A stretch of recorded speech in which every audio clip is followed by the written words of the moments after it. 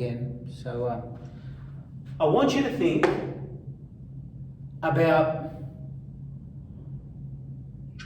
a coffee. That's what we're going to do. Coffee. My favorite thing in the whole world that doesn't include alcohol. Okay, coffee. And I'm going to pour a really hot coffee into a mug. I can tell it's hot. Okay, there's my mug. I can tell it's hot because it's steaming. So, Zoe, what do you think a hot coffee, what would you think a temperature of a hot coffee would be?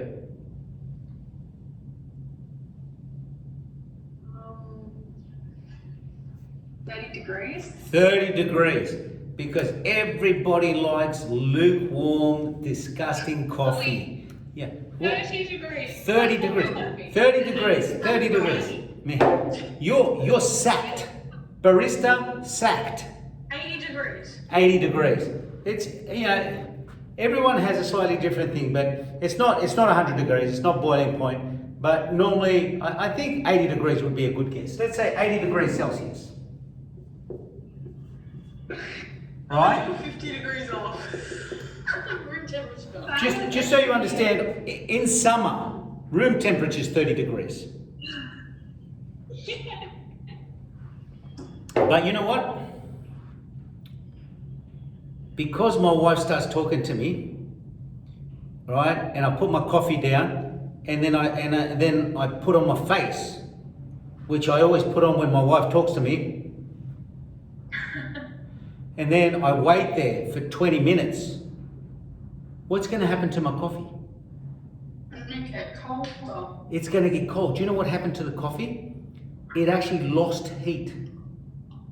It radiated heat out into the environment. Let's say that the environment around it, let's say on a day like today, is 25 degrees, right? Alicia, your network bandwidth is low.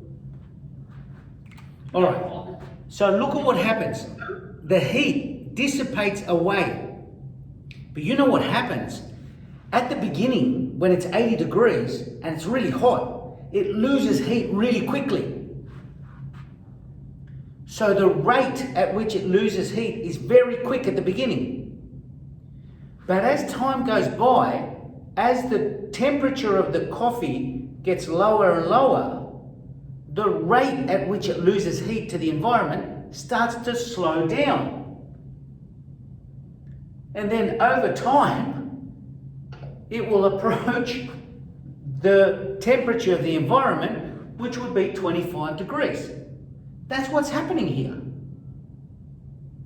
So you can see how it's about how quickly it loses its heat. At the beginning, because the difference is so high, it loses heat to the environment really quickly. But then as that difference becomes smaller and smaller, the speed at which it loses heat becomes a lot slower. And remember, the rate at which it loses heat is, anytime I say rate, you should be thinking derivative. So, what the hell would be the derivative of this? What would be, how do I differentiate this?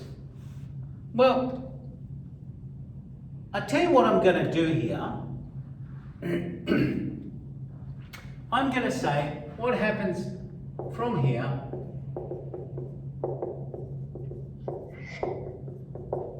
is that all right?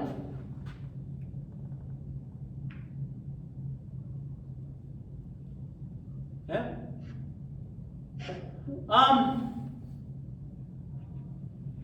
What's the rate of change with respect to T?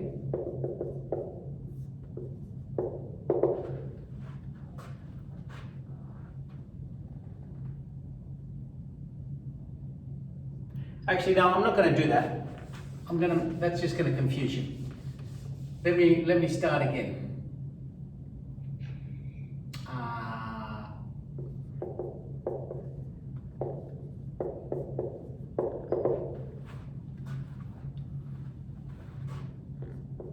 What's that going to be?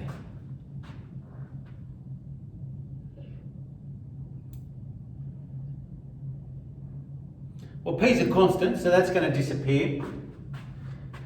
And then I'm going to get minus K AO e to the minus KT.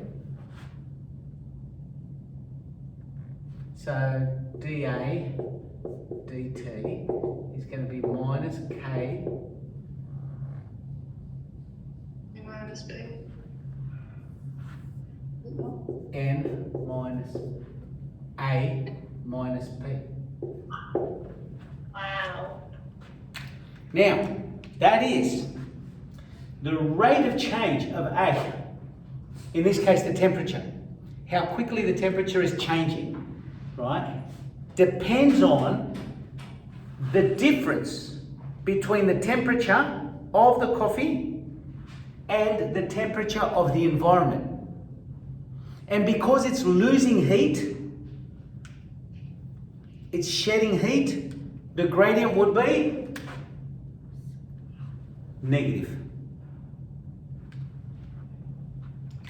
So this increase of P is the extension part, that it no longer goes to 0, it goes to some constant. Now, what we have to do though, is we have to be able to do this. If a question says to you, look, you know, we're talking, it's called about the law of cooling, what this is about. And they'll tell you that if T is equal to the temperature of the coffee cup, right? T is time as normal, right? And let's use P is the temperature of the environment.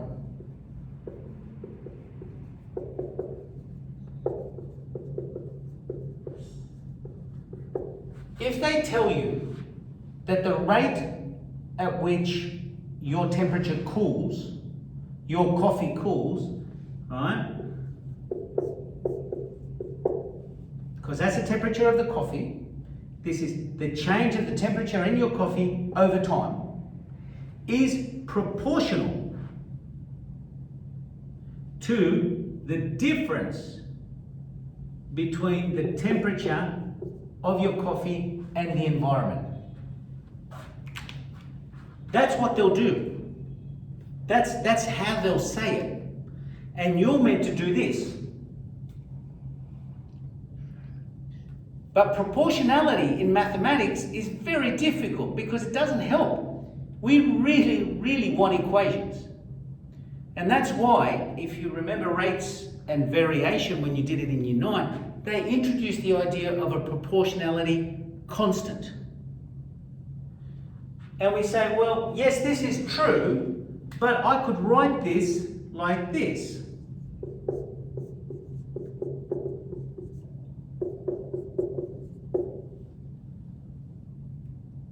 Couldn't I?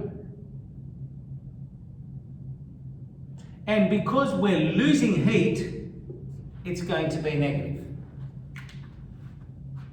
Oh, yep.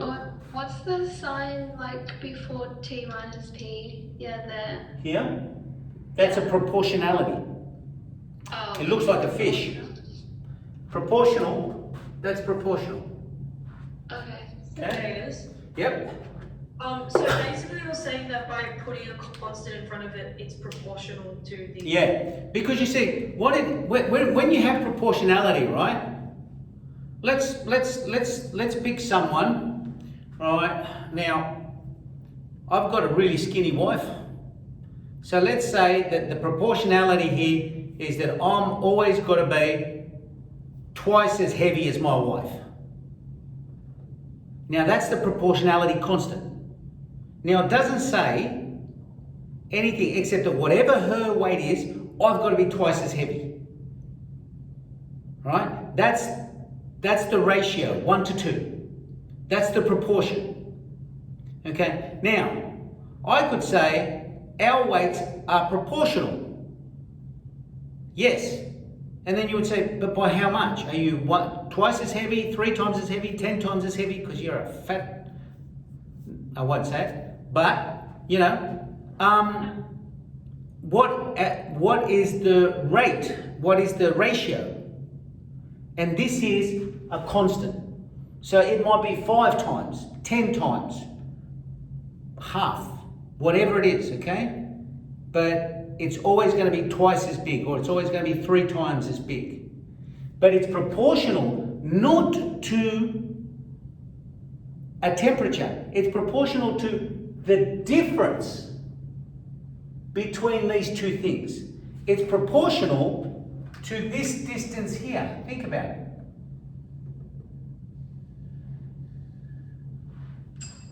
The bigger that distance, because this is what A is, right? Well, in this case, T, at any given time, that's P. See how that's very large? When that's very large, right? So the difference between your coffee cup, the heat of your coffee cup, and the environment is quite big, then it's going to be losing heat very quickly. But over here,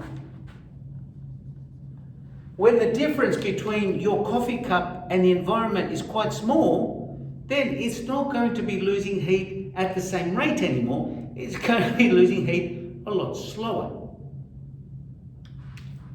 And that's all we're saying, which is what this actually says. This is the question. But imagine you didn't have this, and this was the question that was asked, and they told you that it was proportional. So you think, great.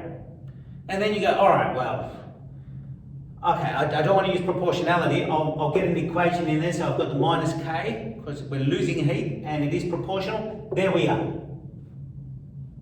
But what's T? What's capital T? What's the temperature of the cup? Because what the question will now say is, oh, since you know that that's the case, what will be the temperature of your coffee 5 minutes after you put it down and start talking to your wife? So now I actually need the equation for capital T. So I've got to start here now, and I've got to go backwards to here. The only way to go backwards, if you have a derivative, is to integrate. But there's no capital T in that equation. But where you pointed before. Because I was using, I've made this capital T because of temperature. But for all intents and purposes, that would look like this. Oh. See what I mean? And that's now temperature. Yeah. It's not a problem, right? So I'm gonna rub this other bit out here. If you integrate though, don't you get a constant? Yeah, of course you do, and you've got to figure out the constant as well. But you remember how we integrated for the 2-unit version? We're going to have to do the same thing here. Now, look over here. This is a derivative with respect to t. To little t. Big T is the temperature. Little t is time. There's no little t up here. That's not going to work. And that's why, because I've got this, that's my variable. That's what's changing. I now do this.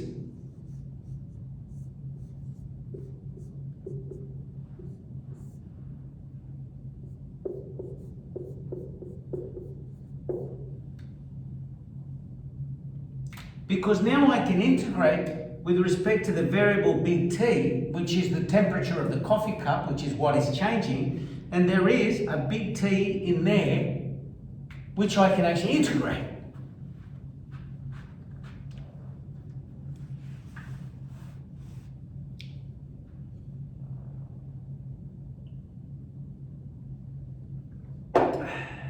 So, I've got the derivative. Let's integrate this. What happens if I do this?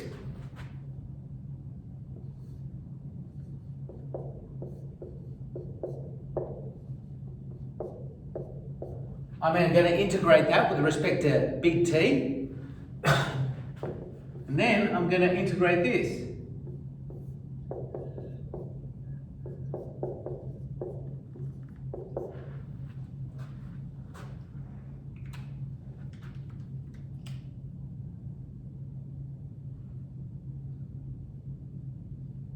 Now, if I had dy dx and I integrated dy dx with respect to x, I would just get y,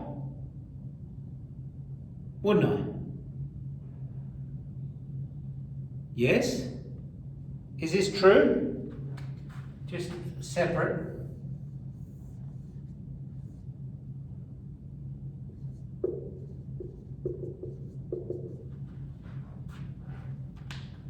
That's true.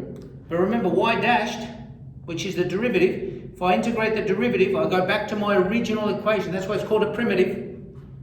I go back to my original, which is y. But of course there's a plus c. Well, y dashed, that's just dy dx. In this case, that's t dashed. You know what happens here is this. Ready? T is equal to the integral of this. Now I'm going to do this.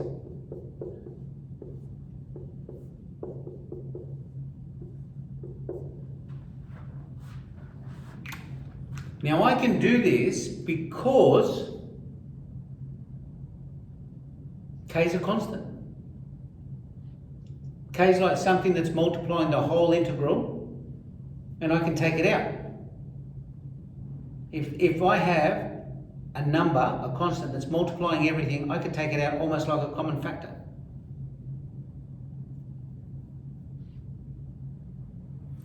It's a funny thing. Students see that and it bamboozles them. And yet if I ask them to integrate this, they would instantly do that. Straight away. If I ask them to do this, they would instantly do this. Straight away. But when I ask them to integrate capital T, everyone loses their minds. But I'm asking you to integrate this with respect to capital T. So it's like x with respect to x. It's exactly the same thing. Only it's capital T and not x. So what actually has to happen there? Well, the integral of this is going to be a log with respect to t. So I'm going to have this. T is equal to minus 1 on k log of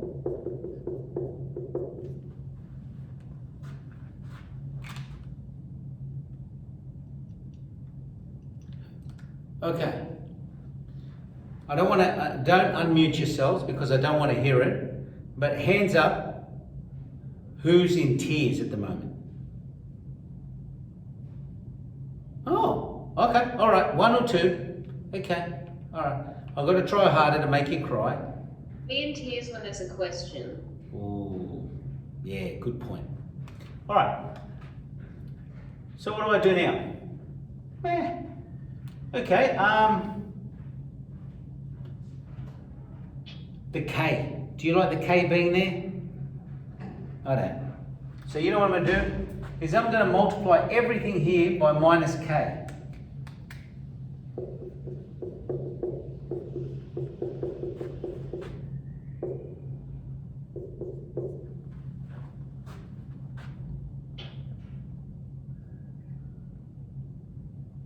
And then I'm going to tell you that log of t minus p is equal to kc minus kt.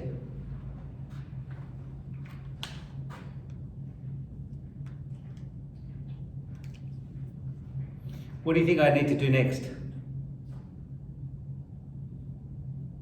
Shouldn't it be minus log?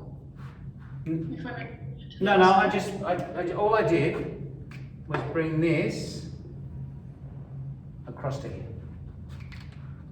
Oh my gosh, I did the wrong K and T and C thing. Okay. Remember. How do I get rid of a log? E. Exponential. If I take the exponential of both of these, I get, that disappears, and now I've got t minus p. But this becomes, actually, I shouldn't do that in one step.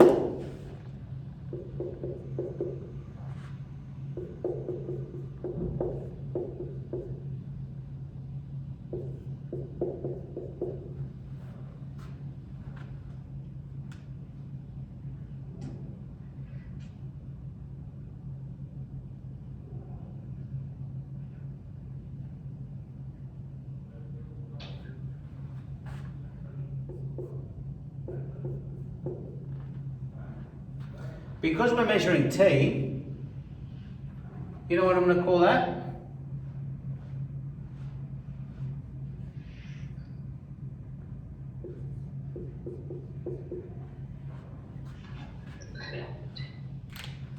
What did you do there? Because this is a constant, right? And what we're actually measuring is temperature, just like before when we're measuring A. What would happen when t is equal 0? Would I end up with this temperature? That would be the difference because it's a temperature. I just made this, which is a constant, T0. And I'll explain why. Give me 2 seconds.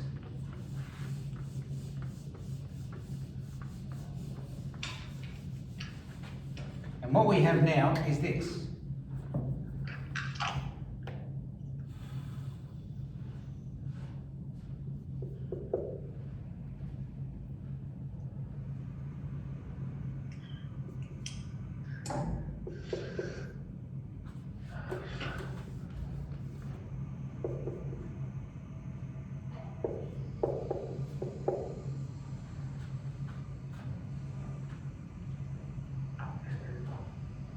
Now the reason I called it T0 is because what happens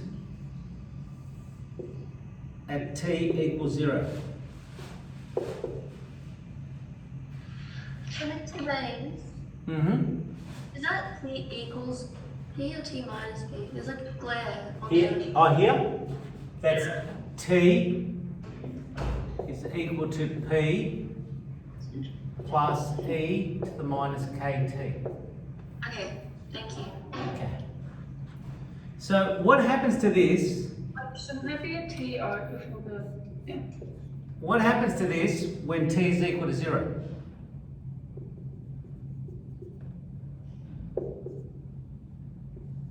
Which T? Sorry, time.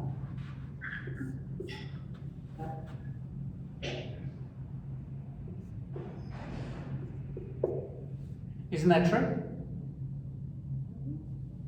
Because that bit there disappears when t is equal to 0, because e to the power of 0 is just 1. And as time increases, right, I am going to add stuff, but it's going to do this.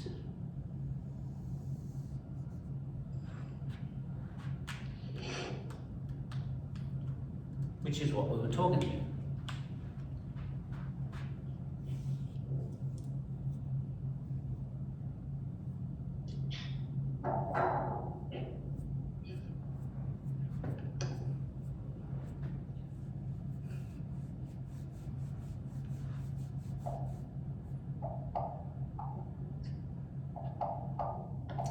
So, see this step here, unfortunately you actually have to do this step many times.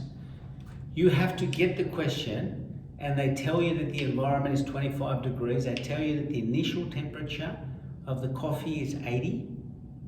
They tell you then that it is proportional. The rate of change of the coffee cup is proportional to the difference between the coffee cup and the environment. And that's when we end up with this here. That this is your starting point. Now, it might not be coffee. It might be something else. It might be the half-life of uranium something or other, or anything like that, which is slowly, getting smaller, or anything like that.